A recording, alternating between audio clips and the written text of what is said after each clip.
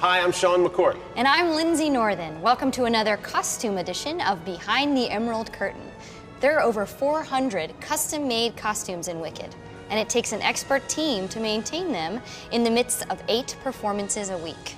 Join us as we meet the folks in the wardrobe room, and they take us through a day in the life of a costumer.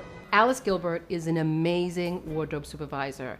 I'd worked with her before. I had to have her on Wicked because I thought she's the only person who can understand the complexities of a monkey costume and a mask, all the way to the most delicate beaded piece of chiffon. I think in many ways Susan was happy because I had done a lot of shows over a long period of time, and so there were things that I could have input about in choices that you might want to make it easier to maintain the show over a long period of time. What the fabric is, what the texture is going to be. Alice takes every single piece of fabric that I choose, and in something like Wicked, there's over 2,000 pieces of fabric. She takes her nail and she digs into it to make sure that it is going to survive. For her, survival is the key. I call it the Alice test. These clothes do 8 performances a week.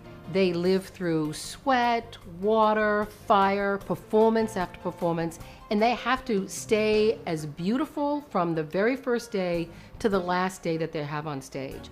It's an unbelievably difficult life for this costume. For wardrobe to do the show, there are 12 dressers, plus myself and the assistant, and we have 4 to 8 people doing day work, depending on the day of the week. They are there before, during, and after every performance, doing a kind of triage, whether or not it's a tear or a dropped bead or a loose connection. The whole team of people are prepared at any moment to jump in to fix something. Who the costume would see through the day, if it were a single costume, there'll be 4 or 5 people dealing in the world of any individual costume over a day's period. In the morning, early would come the day workers. If there had been something that had happened to it the night before, we have some day workers who will burrow into the costume because some of these things are 16 layers.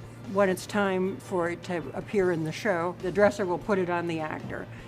The actor will wear it, the dresser will pull it off the actor, and it will go back on the rack, and the dresser will bring it back downstairs. Everything will be looked at every day, and of course, everything will be worn every day. So it's the constant wearing of the clothes, plus even the handling of the clothes. Like they go on and off the hangers, they go up and down the racks go on the elevator, racks go back and forth. You have constant opportunities for abrasion.